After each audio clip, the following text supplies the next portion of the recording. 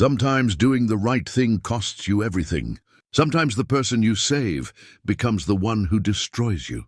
Jonah Pike found a dying woman in a blizzard and carried her to safety. He kept her warm through the night, tended her fever, and asked nothing in return. When Clara Whitfield woke in his cabin, confused and afraid, she didn't see her rescuer.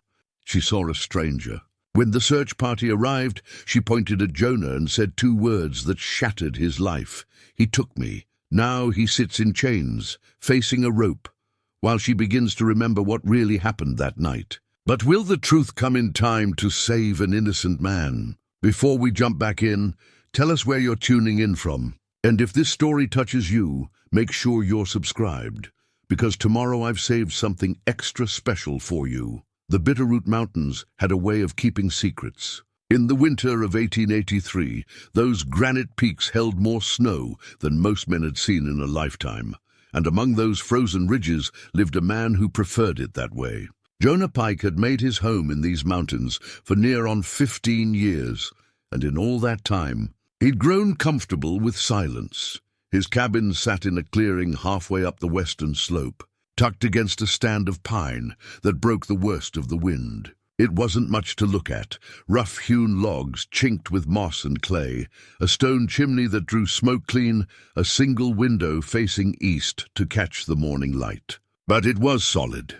Jonah had built it with his own hands, every notch and beam, and it had weathered more storms than he cared to count. Inside, the cabin spoke of a man who lived deliberately. A narrow bed with a wool blanket tucked tight at the corners, a table and single chair positioned near the window. Shelves lined one wall, holding tins of coffee and flour, dried meat wrapped in cloth, and a collection of books that would have surprised most folks who thought mountain men couldn't read. A rifle rested above the door, cleaned and oiled. Traps hung from pegs, mended and ready. Everything had its place.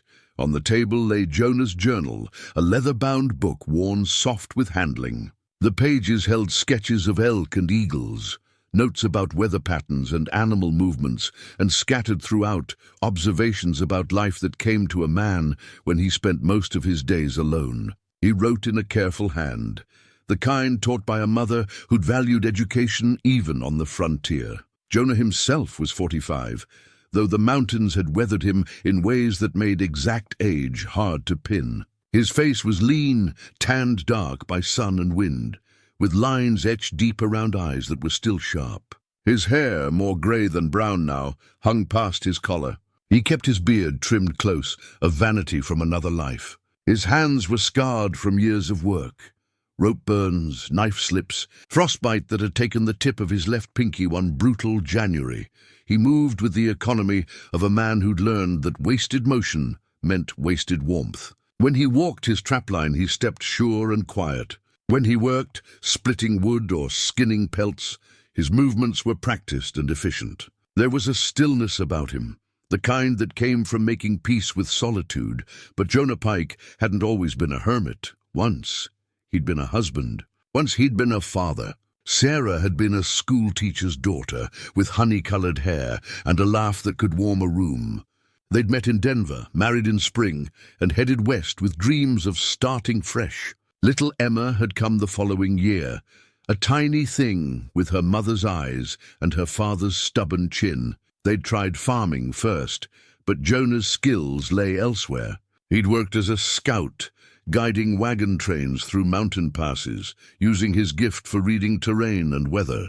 It had been good work, honest work, and it paid enough to keep his family fed. Sarah had been patient with his long absences, and Emma had run to him like he was the sun itself every time he came home.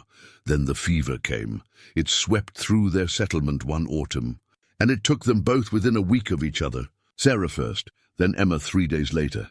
Jonah had buried them on a hillside overlooking a valley they'd loved, and something in him had been buried with them. He'd sold everything, taken his grief into the mountains, and never looked back. That was 15 years ago. In all that time, he'd built a life that didn't require other people. He trapped beaver and marten, tanned the pelts himself, and twice a year he'd make the long trek down to the trading post at Ashford Creek to sell his furs and buy supplies. He spoke only when necessary, and most folks had learned not to press him for conversation. Old Samuel, who ran the trading post, was one of the few who understood. Samuel had lost people too, and he recognized that particular kind of quiet in Jonah. They'd developed a friendship built on mutual respect and very few words. Samuel always gave Jonah fair prices, and Jonah always paid his debts. The town itself, Ashford Creek, had grown up around the trading post and a silver mine that had played out 5 years back. About 300 souls lived there now, farming and ranching in the valley, trying to make something permanent in a hard land. Jonah knew them by sight, but not by name, and that suited everyone just fine. They thought of him as a curiosity, mostly, the mountain man who came down twice a year, traded his furs, and disappeared again. Some of the older women clucked their tongues, saying it wasn't natural for a man to live alone like that. Some of the young men romanticized it, imagining themselves doing the same until they really thought about the cold and the loneliness. But most people just accepted that Jonah Pike was part of the landscape, like the mountains themselves. If they'd known him before, they might have seen the man he'd been. They might have recognized the intelligence in those quiet eyes, the education in his careful speech. On the rare occasions he spoke more than 3 words together. They might have understood that he'd chosen this life, not because he couldn't manage among people, but because he no longer wanted to risk loving anyone enough to lose them. But they didn't know him before, and Jonah preferred it that way. On this particular November morning, Jonah stood outside his cabin with his face turned to the northern sky. The air had that peculiar stillness that preceded a big storm, and the light had gone flat and grey. He'd been watching the weather for 3 days now, noting the dropping pressure, the way the birds had gone quiet, how his knee, broken years ago and never quite right since, had started aching something fierce. A blizzard was coming. Not just a snow squall, but one of those storms that could bury a man who wasn't prepared.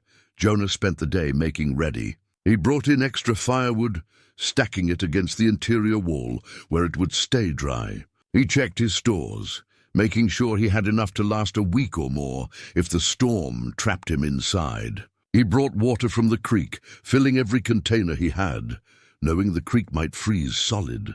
He secured the shutters and reinforced the door, packing snow against the base to keep the wind from whistling through. By late afternoon, the first flakes were falling.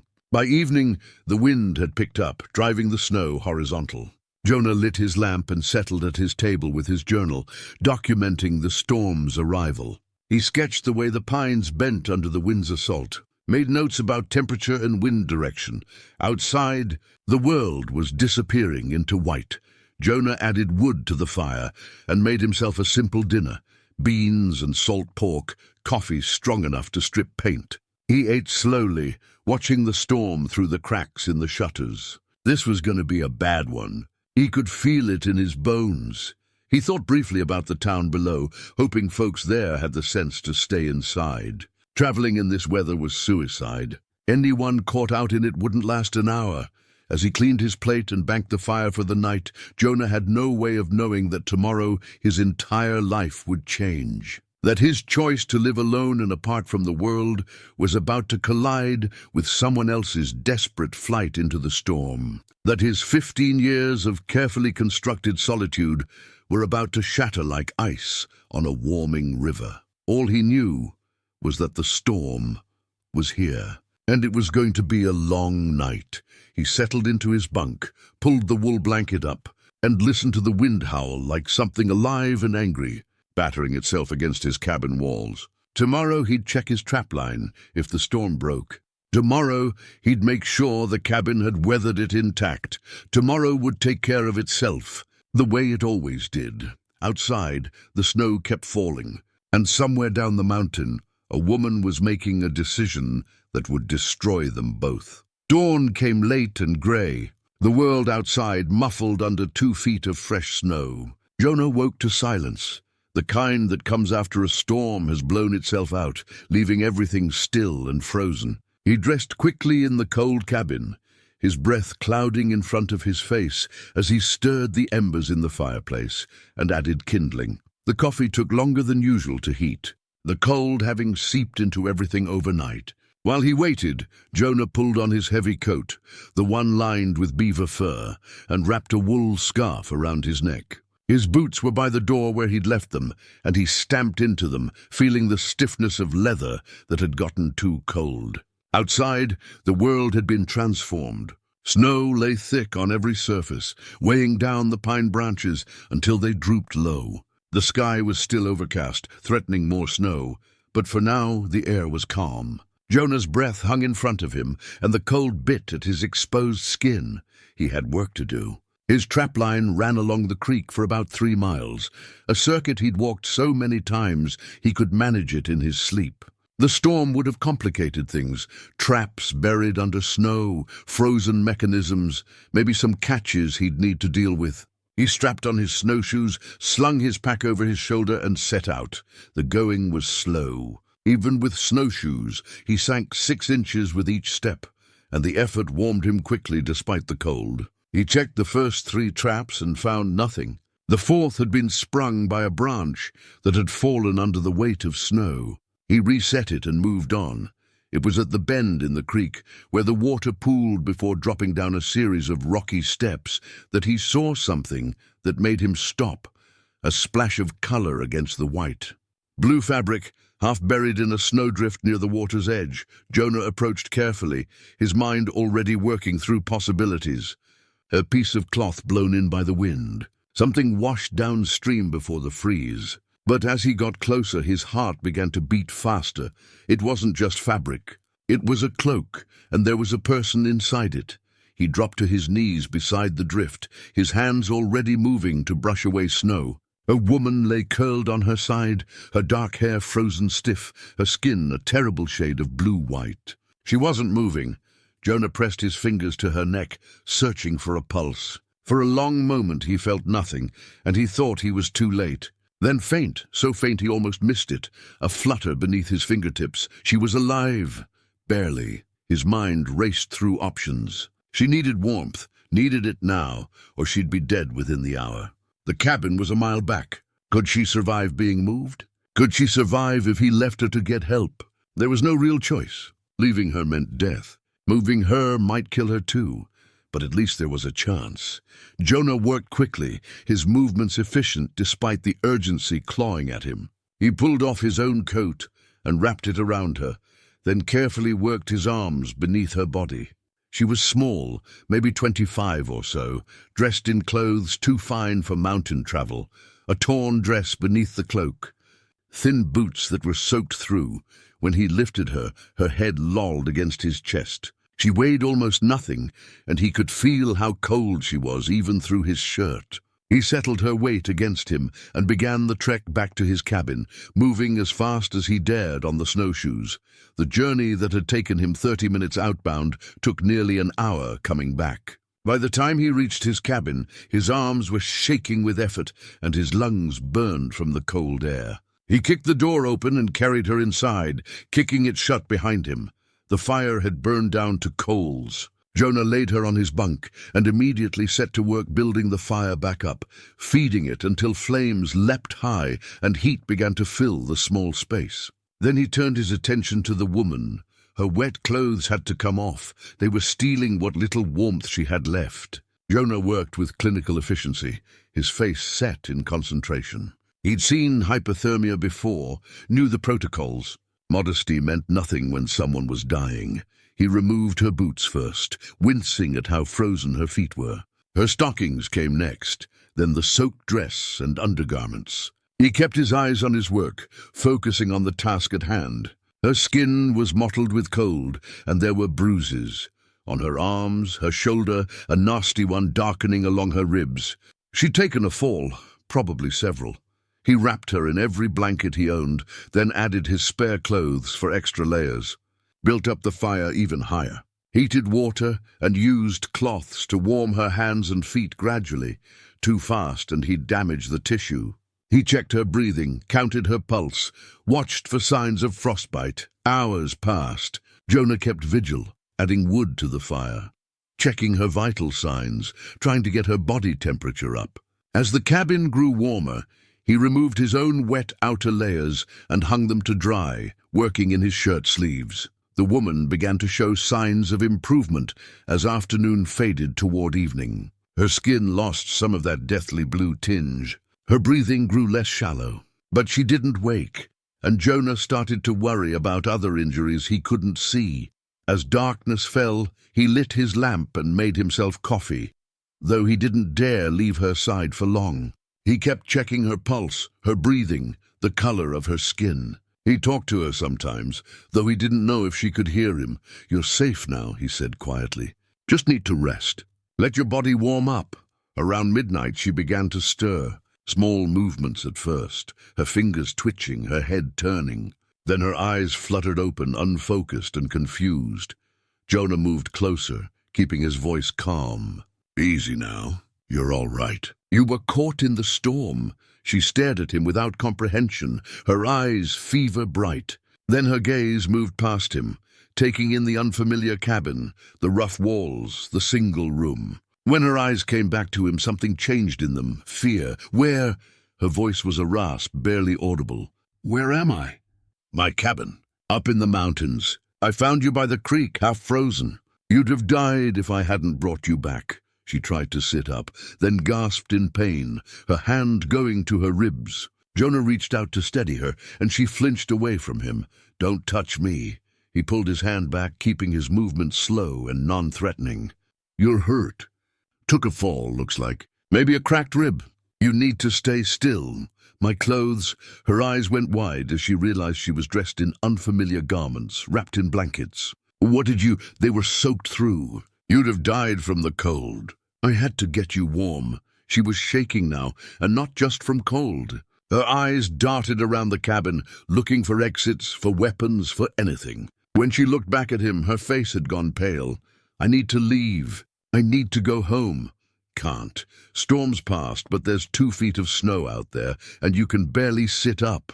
You need rest, need to recover. In a day or 2, no." The word came out sharp, panicked. "No, I can't stay here. People will be looking for me. They'll think—" She didn't finish the sentence, but Jonah understood what she wasn't saying. A young woman alone with a strange man, miles from town. It looked bad, and they both knew it.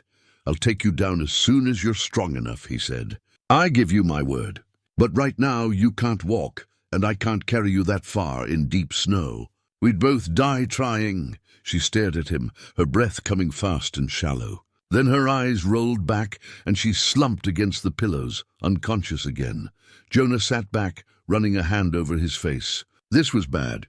He'd done the right thing, the only thing he could do, but already he could see how it would look to others. A well-dressed young woman from town, found alone in his cabin. He should have left her there. Should have walked away and let the cold take her, if only to protect himself, but he hadn't, because that wasn't who he was. He'd saved her life, and now he'd have to live with whatever came next. Outside, the wind was picking up again, and fresh snow began to fall. Jonah added wood to the fire and settled into his chair, watching over his unexpected guest. Neither of them knew that down in the valley, a search party was already forming. That by morning men would be riding up into the mountains, looking for Clara Whitfield, that when they found her in Jonah Pike's cabin, everything he'd done to save her would be twisted into something dark. The long night stretched ahead, and Jonah kept his vigil, tending the fire and watching the woman sleep. Tomorrow would bring what it would bring. For now, all he could do was make sure she survived until morning. The snow kept falling, covering their tracks, burying the truth under layers of white. The Whitfield house sat on the hill overlooking Ashford Creek, a 2-story frame structure painted white with green shutters, the finest home in town. Clara had grown up in these rooms, walked these halls, looked out these windows at the valley below. She'd always thought of it as a refuge. Now, it felt like a prison. Her mother, Elizabeth Whitfield, had taken over completely from the moment the carriage arrived. Clara had been swept upstairs, bathed, examined by Dr. Morrison, and tucked into her own bed like a child. Her sisters, Margaret and Susan, had hovered nearby, their faces full of concern and curiosity. The doctor had pronounced her fortunate. Bruised ribs, Mild frostbite on her toes, some contusions and scrapes, but nothing permanently damaged. He'd recommended rest, warm drinks, and time. Then he'd exchanged a meaningful look with her mother before leaving. That look had said everything. A young woman alone all night with a strange man. There would be whispers. There would be questions. There would be damage to her reputation that no amount of explaining could fully repair. Now, as afternoon light slanted through her bedroom window, Clara lay still and tried to remember. The memories were there, but they were fragmented, like a shattered mirror. She could see pieces, but couldn't quite make them form a whole picture. She remembered being angry, furious actually. She remembered Richard's face, his voice raised. What had they been arguing about? She closed her eyes and tried to focus. They'd been in his study. He'd been drinking, which wasn't unusual, but there had been something different about his mood that day. Something cold and calculating. The wedding needs to happen soon, he'd said. Your father agrees. We've already waited long enough. She'd felt something twist in her stomach. I asked for more time. I'm not ready. You're 24 years old, Clara. How much more ready do you need to be? There had been more, she was sure of it, but the memories slipped away like water through her fingers. She'd left his house angry, had saddled her horse over the stable boy's protests about the weather, and ridden out toward... Where?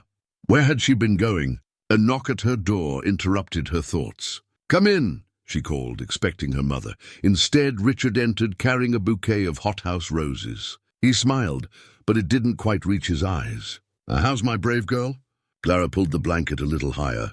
Tired, confused. That's to be expected. Dr. Morrison said the cold and the trauma could affect your memory. He set the flowers on her bedside table and sat in the chair her mother had occupied earlier. You gave us all quite a scare. Richard, I need to ask you something. Clara watched his face carefully. What were we arguing about? Before I left. Something flickered across his expression, too quick to identify.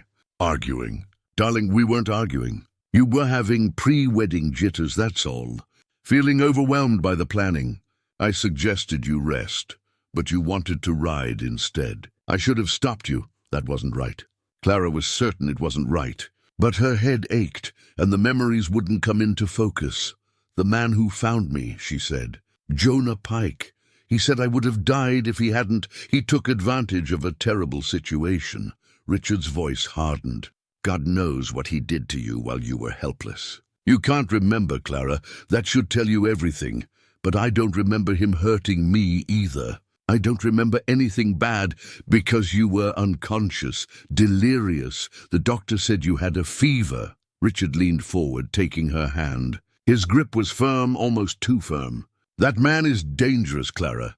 He lives like an animal up in those mountains, away from decent society. When he saw an opportunity, he could have left me there, or he could have ridden for help. Instead, he took you to his cabin, isolated, where no one could hear you scream. Richard's thumb rubbed across her knuckles, and the gesture that should have been comforting felt wrong somehow. I'm just grateful we found you in time. Before anything worse happened. Clara pulled her hand away. I'm very tired. Richard stood, his expression difficult to read. Of course. You need rest. I'll come back tomorrow. He moved to the door, then paused. Clara, the wedding. I know this has been traumatic, but I think we should move forward as planned. Maybe even sooner. You need stability, protection. You need someone to take care of you. After he left, Clara lay staring at the ceiling. Something was wrong. Something about his words, his manner, the way he'd gripped her hand. But she couldn't identify what it was, and the harder she tried to remember, the more the memories seemed to slip away. Margaret slipped in an hour later, closing the door quietly behind her.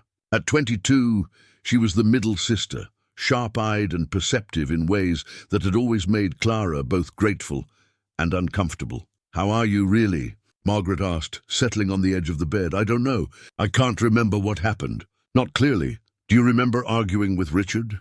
Clara looked at her sister sharply.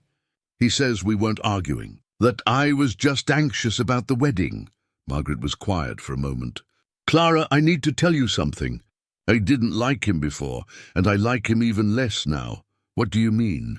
The way he's acting, it's wrong. You nearly died, and all he can talk about is moving the wedding forward." Margaret's voice dropped lower. "And something else. When the search party came back yesterday, when they brought you in, Richard arrived before them." Clara frowned. "What? He was already in town when they found you. The search party sent a rider ahead to announce they'd found you, and Richard was in the street waiting. But he left to search at the same time as everyone else, and his horse was exhausted. He should have still been out looking. Maybe he came back to wait, or went a different direction." "Clara," Margaret gripped her hand. "He came back hours before they found you. I saw him myself, talking to Father. He knew you were missing, but he wasn't out searching for you." The words hung in the air between them. Clara felt something cold settle in her stomach. "Why wouldn't he search for me?" "I don't know. But I think you need to remember what you were arguing about. I think you need to remember what really happened before that storm." After Margaret left, Clara lay in the gathering darkness and tried again to remember. The pieces were there, Richard's face angry, his hand on her arm gripping too tight, her fear sharp and sudden, the decision to leave, to ride away, to what? Where had she been going? And why had Richard let her go into a storm instead of stopping her? The questions circled in her mind as night fell and the house grew quiet around her. Somewhere across town, Jonah Pike sat in a cell, accused of crimes he might not have committed, and somewhere in Clara's fractured memories lay the truth that could save or damn them both. The trading post sat at the edge of town, a weathered building that smelled of leather and coffee and the sweet tang of tobacco. Old Samuel had run it for 30 years, and in that time he'd seen most of the town's secrets pass through his door. Clara entered with Margaret just after dawn, when the streets were still quiet. Samuel looked up from sorting pelts, his weathered face creasing into surprise. "Miss Whitfield, didn't expect to see you here. Mr. Samuel, I need your help." Clara glanced back at the empty street. "It's about Jonah Pike." Samuel's expression sharpened. "Come into the back." His office was small and cluttered, stacked with ledgers and samples of fur. He gestured for them to sit, then closed the door. "I'm listening." Clara told him everything, her recovered memories, Richard's threats, the debts she'd seen. Samuel listened without interrupting, his face growing more troubled with each word. "I knew Jonah before," he said when she finished, "before he went into the mountains. He was a good man then, and good men don't change their nature." He stood and moved to a cabinet, pulling out a leather-bound book. "He left this with me. His journal. Asked me to hold it safe when he came down for supplies last fall." He handed it to Clara. She opened it carefully, seeing neat handwriting and detailed sketches, pages of observations about weather and wildlife, and scattered throughout, philosophical musings that spoke of a thoughtful, educated mind. "This proves his character," Clara said softly. "Maybe, but character isn't proof of innocence in the eyes of the law." Samuel sat back down. "You need something concrete. Something that proves Richard Thornton is the real villain here, his debt records. If I could get them, you'd be trespassing, breaking into his home." Samuel's eyes were serious. "And if he's as dangerous as you say, you'd be putting yourself at terrible risk. I can't let an innocent man hang." Noble sentiment. "But you need to be smart about it." Samuel thought for a moment. "The bank? All loans that large would have records at the bank. Nathaniel Rogers is the manager. He's an honest man, owes me a favor. Let me talk to him, see if I can get a look at Thornton's accounts. Would he do that? Isn't it confidential?" "For most folks, yes. But when there's a question of fraud, when someone's life hangs in the balance..." Samuel smiled slightly. "Nathaniel has a conscience. Sometimes that matters more than rules." Over the next 2 days, Clara and Margaret became regular visitors to the trading post, ostensibly shopping for supplies, but really waiting for news. Clara also made a point of visiting the sheriff's office, speaking with Tom Brennan, carefully building a case that her memories were returning. "I remember more each day," she told the sheriff on the 3rd visit. "The argument with Richard. His anger. I was afraid of him, Sheriff. That's why I rode out in the storm." Sheriff Macklin listened, but she could see the skepticism in his eyes. "Miss Whitfield, you understand how this looks. First you can't remember, then you remember he saved you. Now you're saying you were running from your fiancée. People will say you're just trying to... To what? Ruin my own reputation? Make myself look like a fool? Clara's voice was sharp. I'm telling you the truth. Jonah Pike is innocent, and Richard Thornton is dangerous. Then prove it, the sheriff said, not unkindly. Bring me something concrete, and I'll listen. But I can't dismiss charges against Pike based on memories that keep changing. That evening, Samuel sent word. He'd gotten the bank records. They met at the trading post after dark, Margaret standing watch at the door while Samuel spread papers across his desk. Nathaniel copied these himself, Samuel said. Took a risk doing it, but he's concerned about justice too. He pointed to a series of entries. Look here. Thornton borrowed $50,000 from your father 3 years ago, supposedly for mine expansion, but the mine closed 2 years ago, Clara said. Exactly. And look at these other debts. Gambling debts in Denver, payments to various creditors. He's been losing money for years, covering losses with new loans. Samuel's finger traced another line. And here's the interesting part. He took out a life insurance policy on you 6 months ago. Clara felt ice settle in her stomach.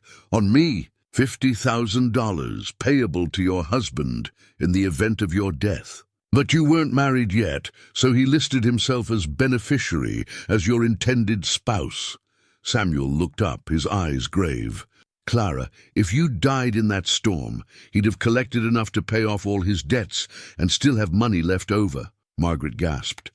He tried to kill her, or at least didn't try very hard to save her, Samuel said. A man who really loved his fiancée would have been out in that storm searching all night. Instead, witnesses saw him at the saloon drinking until the search party formed the next morning. Clara's hands were shaking. This proves it. This proves he let me ride into danger, maybe even encouraged it. It proves motive, Samuel corrected.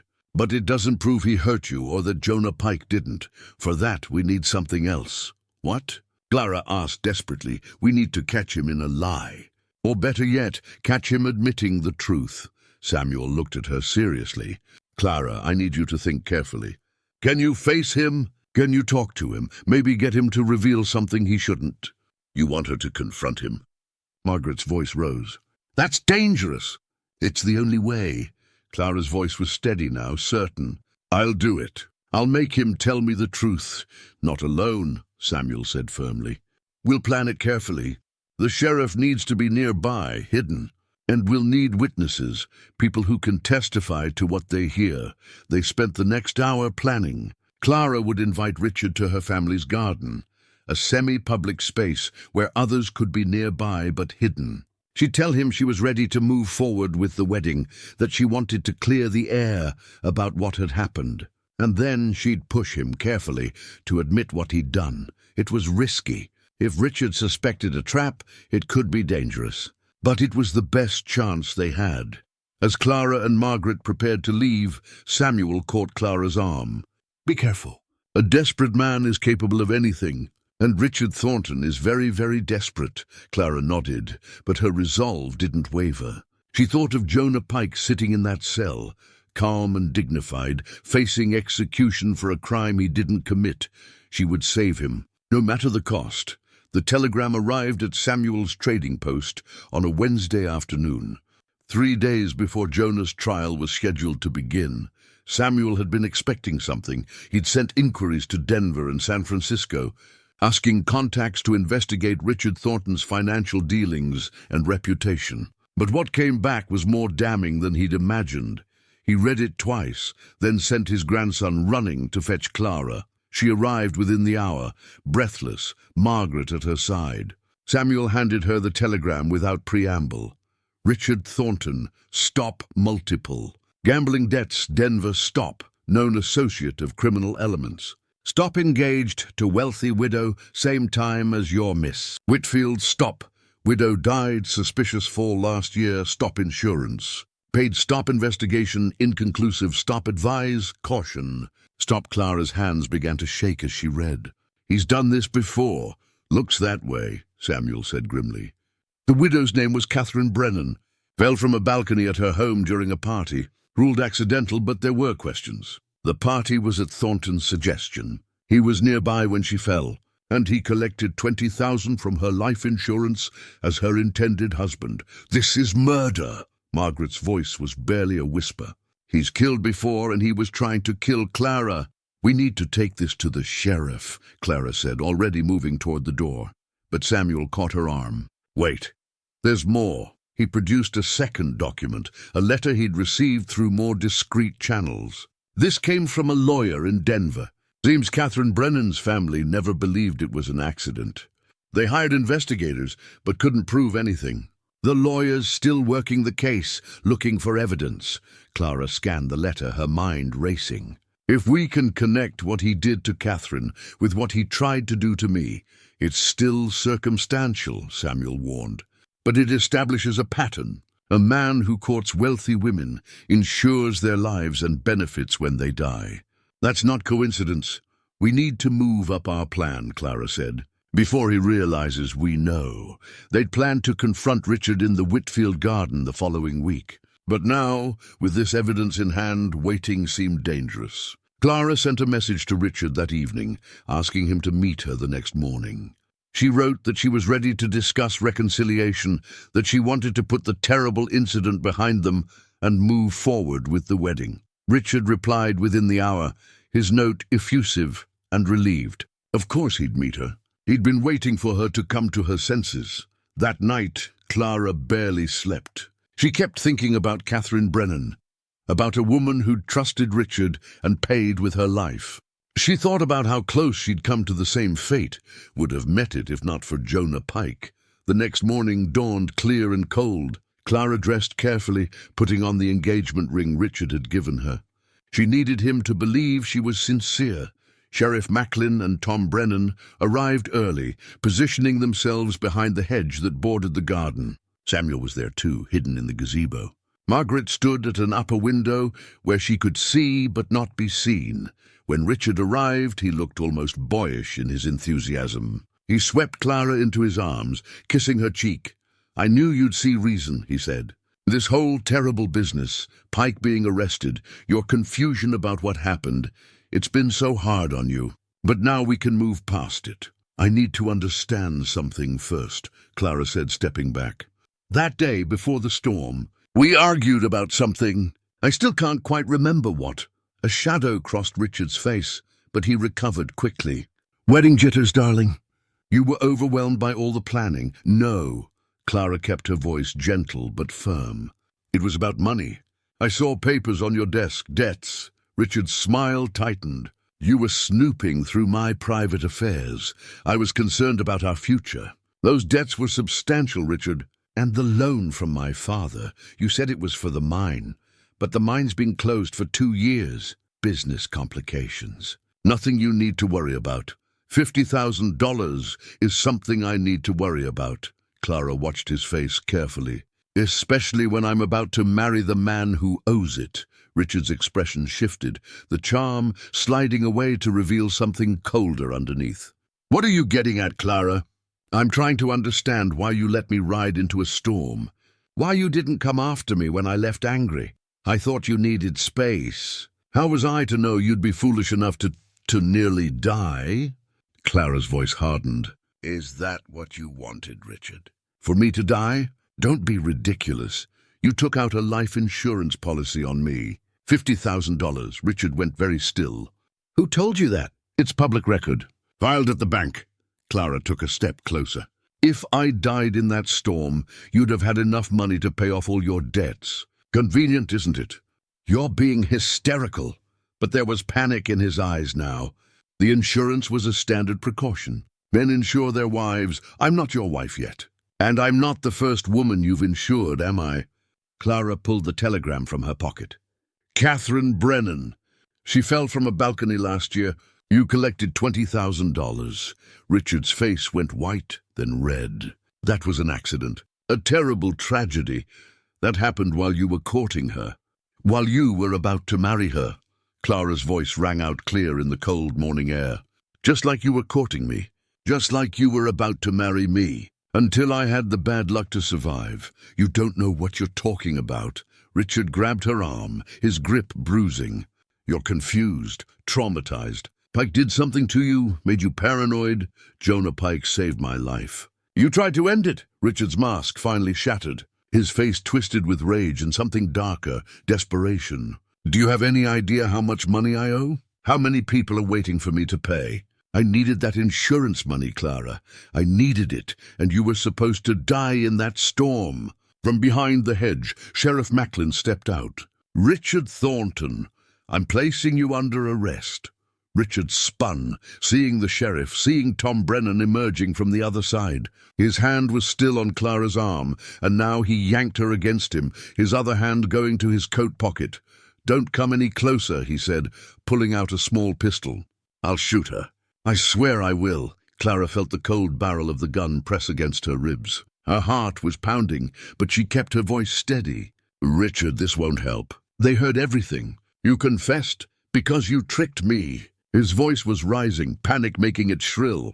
You manipulative little, they'll never convict me.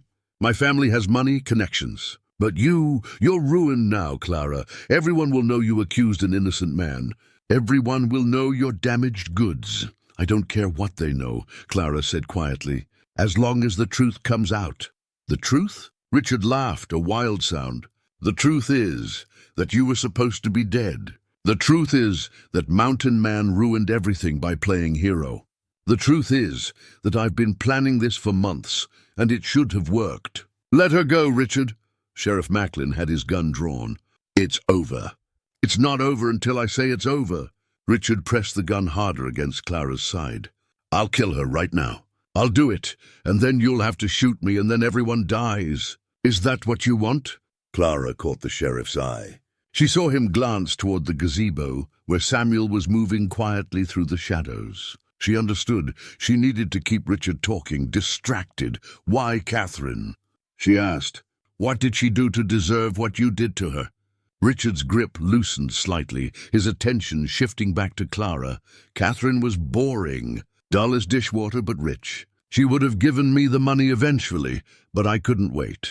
The debts were coming due, so I suggested the party, got her drunk and waited until she was near the balcony. One little push, that's all it took. Everyone thought she stumbled. And me? Were you going to push me too? I was going to help you mount your horse. Slap its rump, send it running into the storm. You'd fall eventually, freeze to death. Another tragic accident. Your grief-stricken fiancé would collect the insurance and console your family. He laughed bitterly. It would have worked if that damned mountain man hadn't found you. Richard Thornton, Sheriff Macklin said formally. You're under arrest for the murder of Catherine Brennan and the attempted murder of Clara Whitfield. Richard's hand was shaking now, the gun wavering. You can't prove any of this. We just did, Samuel said, stepping out from the gazebo. He held up a small mechanical device. This is a phonograph recorder, one of the new models from back east. It's been recording this entire conversation. Richard's face went slack with shock. In that moment of distraction, Clara drove her elbow hard into his stomach. He gasped, loosening his grip, and she tore away. Tom Brennan rushed forward, tackling Richard to the ground. The gun skittered across the frozen grass. It was over in seconds. Richard lay face down, Tom's knee in his back, hands being bound behind him. He was screaming obscenities, threatening lawsuits, promising revenge. But his voice was the voice of a man who knew he was finished. Clara stood shaking, Margaret rushing to her side. Sheriff Macklin retrieved the gun, checked it was safe, and then looked at Clara with something like respect in his eyes. That was brave, Miss Whitfield. Foolish, but brave. I had to save him, Clara said. Jonah Pike, I had to save him. As they led Richard away, still screaming threats, Clara felt something break loose in her chest. Relief, exhaustion, and a strange sense of lightness. She'd faced down a killer and survived. She'd found the truth and brought it to light. Now she just had to make sure that truth was enough to free an innocent man. The town hall was packed on the morning of Jonah Pike's hearing. Word had spread about Richard Thornton's arrest, about the telegram from Denver, about the recorded confession. Half the town wanted to see justice done for an innocent man. The other half wanted to see if Clara Whitfield would really testify against her former fiancé. Clara sat in the front row, her back straight, her hands folded in her lap. Margaret sat beside her and old Samuel behind them. They'd spent the previous 3 days preparing, gathering documents, organizing testimony, meeting with the circuit judge who'd arrived from Helena 2 days early to review the evidence. Judge Harrison was a lean man in his 60s with silver hair and eyes that missed nothing. He'd reviewed Richard's confession on the phonograph recording 3 times, examined the bank records Samuel had provided, and read the telegram about Catherine Brennan's death. His expression had grown grimmer with each piece of evidence. Now he sat at the bench in the town hall, converted temporarily into a courtroom, and called the hearing to order. We're here today to address charges against Jonah Pike, kidnapping and assault of Miss Clara Whitfield. However, new evidence has come to light that requires examination. He looked at Sheriff Macklin. "Sheriff, bring in the accused." Tom Brennan led Jonah into the room. He was clean-shaven, wearing clothes Samuel had provided, a simple shirt and trousers, but clean and respectable. His wrists were no longer shackled, though Tom stayed close. When Jonah's eyes found Clara's, she saw recognition there and something else. Gratitude, perhaps, or just quiet acknowledgement. "Mr. Pike, you stand accused of serious crimes," Judge Harrison said. "But before we proceed with your case, we need to address the matter of Richard Thornton, who is now himself accused of crimes related to this incident. Miss Whitfield, you may approach." Clara stood and walked to the witness stand, her heart pounding but her voice steady. She'd practiced this, had gone over it a dozen times with Samuel. Now was the moment that mattered. She told the whole story, the argument with Richard, the debts she'd discovered, her decision to flee into the storm, her fall, the terrible cold, and then waking in Jonah's cabin, her confusion and fear, her false accusation, and then her memories returning, the investigation into Richard's past, and finally the confrontation that had led to his confession. The crowd murmured and shifted throughout her testimony. Clara could feel their judgment, their shock, their gradual shift from condemning her to sympathizing with her. When she finished, Judge Harrison studied her for a long moment. "Miss Whitfield, you accused Mr. Pike of terrible crimes. You realize your initial testimony nearly sent an innocent man to his death." "I do, Your Honor, and I will regret it for the rest of my life." Clara's voice wavered but held. "I was confused, frightened, and I let fear override reason. But once I remembered the truth, I did everything I could to make it right. Why should this court believe your memories now when you've changed your story multiple times?" "Because the evidence supports it, Your Honor. The bank records, the telegram about Catherine Brennan, and most importantly, Richard's own confession, recorded on Mr. Samuel's phonograph device." Clara met the judge's eyes. "I'm not asking you to take my word alone. I'm asking you to look at all the evidence and see the truth." Judge Harrison nodded slowly. "Sheriff, play the recording." The phonograph was set up, and Samuel carefully positioned the cylinder. The room fell silent as Richard's voice filled the air, tinny and distant but unmistakable. "I needed that insurance money, Clara. I needed it, and you were supposed to die in that storm." Gasps rippled through the crowd.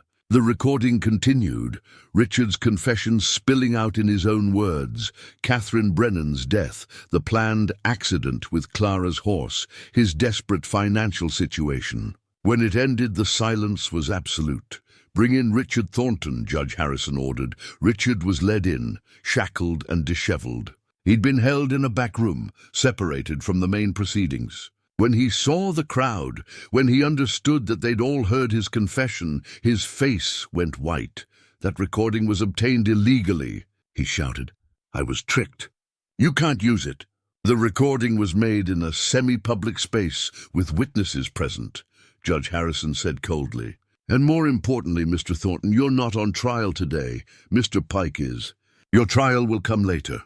But your confession is relevant to whether Mr. Pike committed any crimes against Miss Whitfield."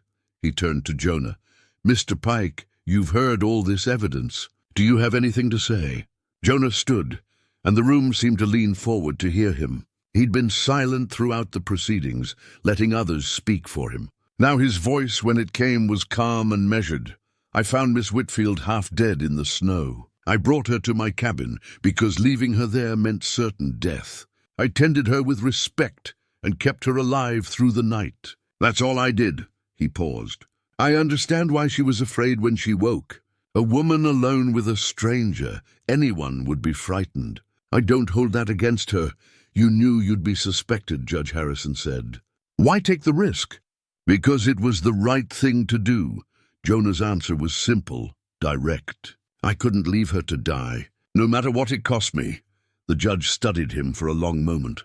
"Sheriff Macklin, in your investigation, did you find any evidence that Mr. Pike harmed Miss Whitfield?" "No, Your Honor. The doctor's examination showed injuries consistent with a fall and exposure." "Nothing else? And Miss Whitfield's initial confusion, you attribute that to trauma and hypothermia?" "Yes, Your Honor. Dr. Morrison confirmed that severe cold can cause disorientation and memory problems. Combined with her fear of Mr. Thornton, it's understandable she was confused about who the real threat was." Judge Harrison nodded slowly. Then he straightened in his chair, his voice ringing out clear and formal. "Based on the evidence presented, this court finds no credible proof that Jonah Pike committed any crime against Clara Whitfield. The charges of kidnapping and assault are hereby dismissed." He banged his gavel. "Mr. Pike, you're free to go." The room erupted. Some people cheered. Others sat in stunned silence. Clara felt tears streaming down her face as she watched Tom Brennan remove Jonah's restraints. Margaret gripped her hand, and Samuel's weathered face broke into a rare smile, but the judge wasn't finished. "Richard Thornton, you are hereby charged with the murder of Catherine Brennan of Denver, the attempted murder of Clara Whitfield, fraud, and conspiracy. You will be held without bail until your trial, which I will personally oversee in 2 weeks' time." He looked at Thornton with undisguised contempt. "If you're found guilty, and I believe you will be, you'll hang for what you've done." Richard lunged toward Clara, screaming obscenities, but the deputies held him back. As they dragged him from the room, his voice echoed off the walls. "You'll regret this, Clara. You and that mountain man, you'll both regret this." Then he was gone, and the room slowly emptied, people filing out in small groups, whispering and shaking their heads. Clara stood, her legs shaking. She wanted to go to Jonah, to apologize properly, to thank him. But her father appeared at her elbow, his face grave. "Clara, we need to talk." Judge Whitfield had been silent throughout the proceedings, sitting in the back row with his wife. Now he looked at his daughter with an expression Clara couldn't quite read. Disappointment, perhaps, mixed with something else. Understanding, maybe. Or shame. "I loaned Richard Thornton $50,000, he said quietly. "I pushed you toward that marriage because I thought it was a good match. Because his family had status and I wanted—" He stopped, shook his head. "I nearly got you killed because I was more concerned with appearances than with your happiness." Clara felt something tight in her chest loosen. "Papa, no, let me finish." He took her hands. "You were braver than I was.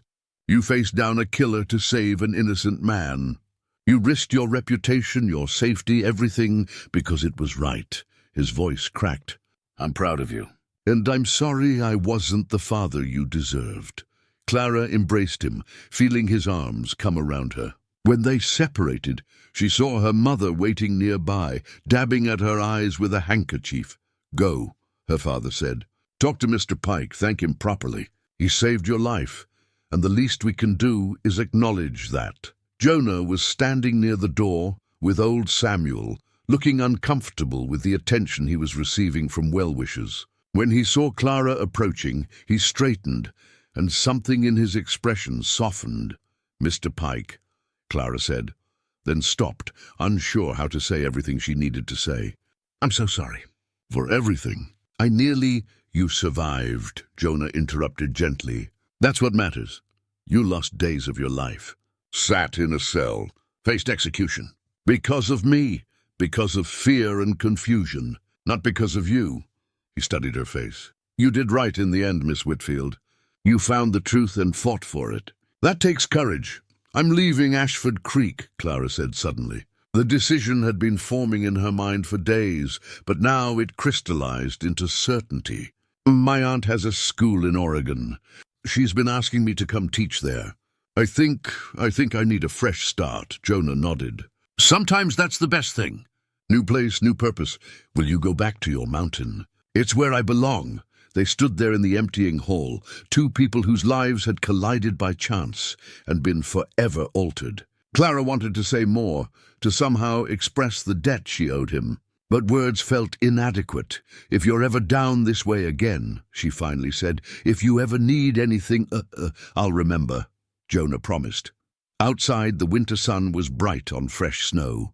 Jonah collected his few possessions from the jail, shook hands with Tom Brennan, and received a package of supplies from Samuel. Payment for your trouble, the old man said gruffly, as he prepared to head back to his cabin. Clara watched from her family's front porch. She saw him pause at the edge of town, looking back at the valley one last time. Then he turned and began the long walk up into the mountains, a solitary figure against the white landscape. Margaret came to stand beside her. Do you think he'll be all right? I think he was always all right, Clara said. He knows who he is and what he believes in. That's more than most people ever figure out. And you? Will you be all right? Clara smiled, feeling the truth of it. I will be. For the first time in a long time, I think I actually will be. 2 weeks later, Richard Thornton's trial began in the same town hall. But the atmosphere was entirely different. The room was even more crowded this time, packed with people from Ashford Creek and surrounding towns. Word had spread about the mountain man's exoneration and the wealthy man's fall from grace. People came to witness justice, or perhaps just to see a spectacle. Judge Harrison presided again, his demeanor stern and uncompromising. The prosecution, led by a territorial attorney who'd come in from Helena, presented their case methodically. They called witness after witness, building a damning portrait of Richard Thornton. Clara testified first, recounting the argument, the debts, Richard's threats. She spoke clearly, without emotion, letting the facts speak for themselves. Under cross-examination, Richard's lawyer tried to paint her as vindictive, as a woman scorned, seeking revenge. But the bank records, the insurance policies, and the telegram about Catherine Brennan made such arguments hollow. Old Samuel testified about the investigation he'd conducted. The lawyer from Denver came in person to testify about Catherine Brennan's death, bringing statements from witnesses who'd been at the party. They described Richard's attentiveness to Catherine that evening, how he'd kept refilling her glass, how he'd been standing near her just before she fell. Coincidence, Richard's lawyer argued. Tragic coincidence, but nothing more. Then the prosecutor played the phonograph recording. Richard's voice filled the courtroom once more, his confession stark and damning. I was going to help you mount your horse. Slap its rump, send it running into the storm. You'd fall eventually, freeze to death. Another tragic accident. And then, most damning of all, Catherine was boring, dull as dishwater but rich. She would have given me the money eventually, but I couldn't wait. The debts were coming due, so I suggested the party, got her drunk and waited until she was near the balcony. One little push, that's all it took. The courtroom was absolutely silent when the recording ended. Richard's lawyer stood, his face pale. Your Honor, my client was under duress when that recording was made. He was being threatened. He was being questioned by his fiancée in her family's garden, Judge Harrison interrupted. The only threat was to his criminal enterprise. He looked at Richard with cold eyes. Mr. Thornton, do you wish to testify in your own defense? Richard had been slumped in his chair, but now he straightened. Something in his expression had changed. The desperation was gone, replaced by a kind of bitter defiance. What's the point? He said. You've all made up your minds. The mountain man was innocent, so I must be guilty. The poor, confused woman remembered the truth, so I must be lying. You want a villain, and I'm convenient. We want the truth, Judge Harrison said. The truth. Richard laughed, harsh and brittle. The truth is that I played the game everyone else plays. I courted wealthy women, made advantageous matches. The only difference is that I was willing to do what others only fantasize about. He looked directly at Clara. You would have married me if you hadn't found those papers. You would have lived your comfortable life, spent your father's money, and never questioned where it came from or what I did to get it. I would have divorced you the moment I learned the truth. Clara said quietly. Maybe. Or maybe you'd have looked the other way, like so many wives do, like Catherine's family did, until I made the mistake of being too obvious. Richard's voice rose. I'm not a monster. I'm just a man who saw opportunities and took them. Catherine was going to die anyway. She had a weak heart. I just hurried things along. And Clara, he looked at her with something like genuine confusion. You were supposed to die in that storm. It would have been painless, quick. You wouldn't have suffered. You left me to freeze to death, Clara said, her voice steady despite the horror of his words. You knew I was out there and you did nothing, because I needed the insurance money. Richard's composure finally cracked. Do you understand? I was drowning in debt. Every day, more threats, more demands. The mine was worthless. My father had cut me off, and your father's loan was coming due. I had no choice. You had a choice. Jonah's voice came from the back of the room. Everyone turned. Jonah stood near the door, wearing his mountain clothes, looking out of place among the town's finery. But his presence commanded attention. You could have asked for help, Jonah continued, walking slowly down the aisle. You could have declared bankruptcy. You could have been honest about your situation. Instead, you chose murder twice. He stopped in front of Richard's table. That's not desperation. That's evil. Richard stared at him, and for a moment genuine fear flickered across his face. You should have left her there. If you'd just left her there, none of this would have happened. If I'd left her there, I wouldn't be able to live with myself, Jonah said quietly. But you were willing to live with murder. That's the difference between us. Judge Harrison banged his gavel. Mr. Thornton, you've confessed to 2 murders and attempted murder. Do you have anything else to say before I render judgment? Richard sank back into his chair. Hang me then. Get it over with. Judge Harrison's verdict was swift and final. Richard Thornton, this court finds you guilty of the murder of Catherine Brennan, the attempted murder of Clara Whitfield, conspiracy to commit fraud, and multiple counts of criminal deception. His voice rang through the silent hall. These are capital crimes, committed with premeditation and malice. You have shown no remorse, only regret that you were caught. Richard stared straight ahead, his face expressionless. Therefore it is the judgment of this court that you shall be hanged by the neck until dead, sentenced to be carried out at dawn 3 days hence. The gavel came down with a sound like a gunshot. May God have mercy on your soul. The room erupted. Some people shouted in approval. Others sat in shocked silence, even though the verdict had been inevitable. Clara felt Margaret's hand grip hers, steadying her. As the deputies moved to take Richard away, he suddenly lunged toward Clara, breaking free for just a moment. "This is your fault!" he screamed. "You ruined everything. I hope you rot in." Strong hands pulled him back. Tom Brennan and 2 other deputies wrestled him toward the door as he continued screaming threats and obscenities. Then he was gone, and the crowd began to disperse, their voices a low murmur of judgment and gossip. Clara sat very still, feeling the weight of everything settle over her.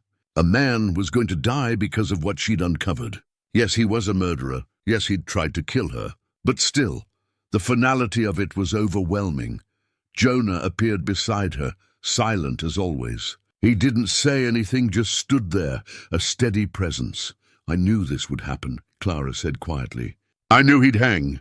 But knowing it and seeing it, different things, Jonah agreed. He sat down in the chair beside her, the room emptying around them. "You did what was right. What happens to him now is justice, not revenge. I keep thinking about Catherine Brennan, about how she trusted him, about how she never knew." "She knows now," Jonah said.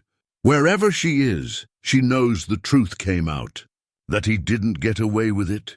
Clara looked at him, this quiet man who'd saved her life and asked nothing in return. "How do you do it? Stay so calm, so steady, when the world is so—" She gestured helplessly. "Practice," Jonah said with a slight smile.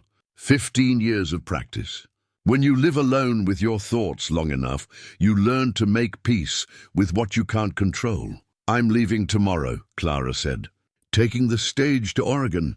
My aunt's expecting me. Good. Fresh start. Will you—" She stopped, unsure how to phrase the question. "Will you ever leave the mountains?"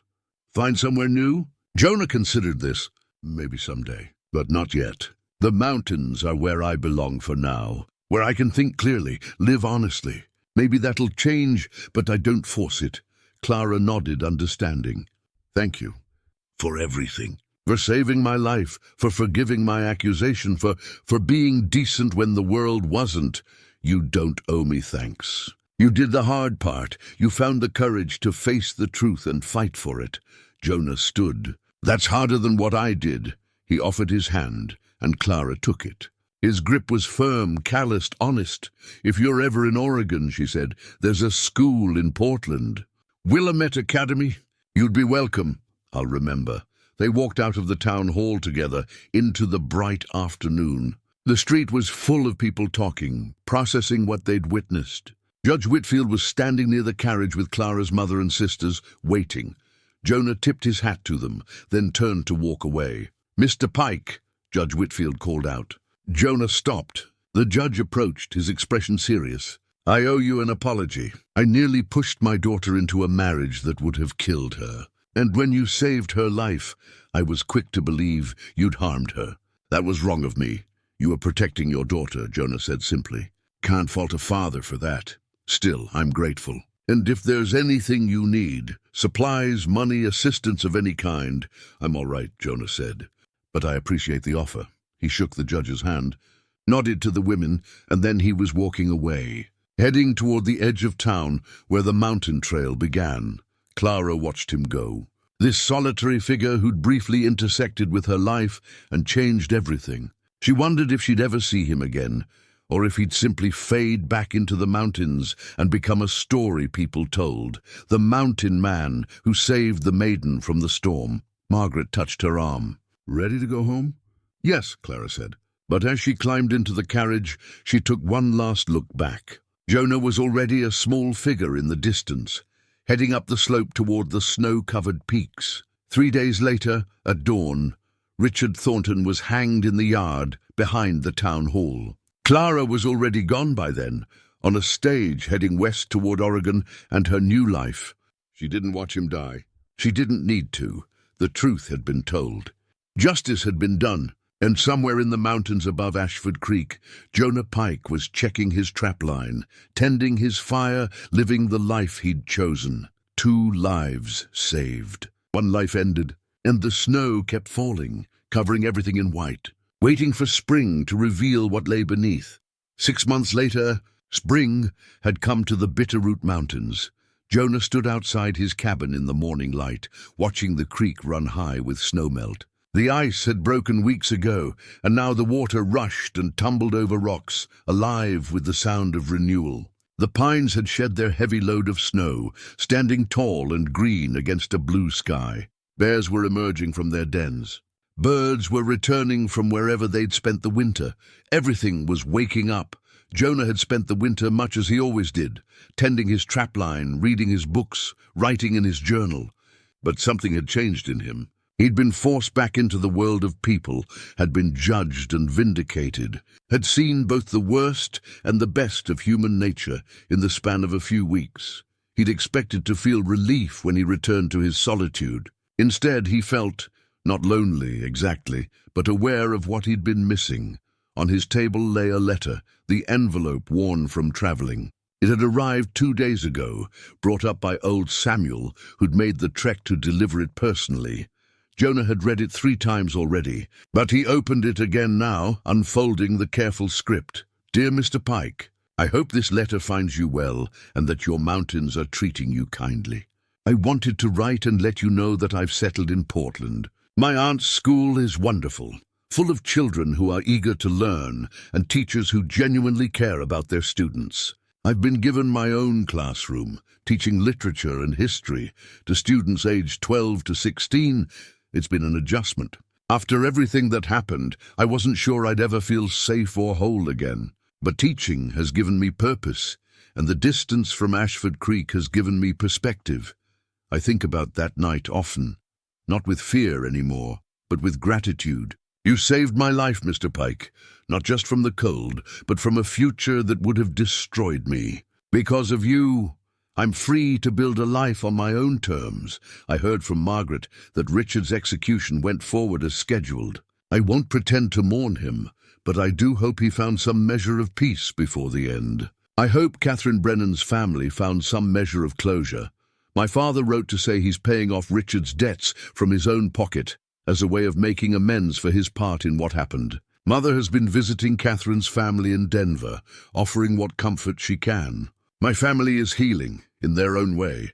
I wanted to tell you all of this because you were part of my story, and I thought you deserved to know how it turned out. But I also wanted to say something else, something I didn't have the chance to say properly when I left. You showed me what integrity looks like, what it means to do the right thing, even when it costs you everything. You could have walked past me that day. You could have left me to die and avoided all the trouble that followed. But you didn't, because that's not who you are. I'm trying to be that kind of person too. The kind who does what's right even when it's hard. You taught me that courage isn't the absence of fear, it's the choice to act despite it. Thank you for that lesson. Thank you for everything. If you ever find yourself in Portland, please look me up. Willamette Academy? I'd be honored to show you around and introduce you to people who might appreciate your wisdom. Until then, be well. May your mountains keep you safe and your solitude bring you peace. With deepest gratitude and respect, Clara Whitfield. Jonah folded the letter carefully and tucked it back into the envelope. Then he walked to his journal and opened it to a fresh page. He'd been making entries all winter, weather observations, animal sightings, the usual record of his days. But now he wrote something different. Sometimes a man spends years running from pain, thinking solitude is the same as healing. He builds walls around his heart and calls it wisdom. He mistakes isolation for peace, but then something happens. A storm, a choice, a chance encounter, and those walls crack. You remember what it feels like to be part of the world, to matter to someone, to make a difference. I saved Clara Whitfield's life, and in doing so she saved something in me. She reminded me that there's still good in the world, that courage and truth matter, that one person's choices can ripple out and change everything. I don't know what comes next. Maybe I'll stay in these mountains another 15 years. Maybe I'll venture down more often, remember how to be among people. Maybe I'll even make that trip to Oregon one day, see what Clara has built with her second chance. But for now, I'm content. The winter is over, spring is here, and I'm alive to see it. That's enough. He set down his pen and looked out the window at the sunlit peaks. On impulse, he reached for his pack and began filling it with supplies. A walk, he decided. A long one, down to the trading post. Maybe he'd stay in town for a few days, have some real conversations. Remember what it felt like to be part of a community.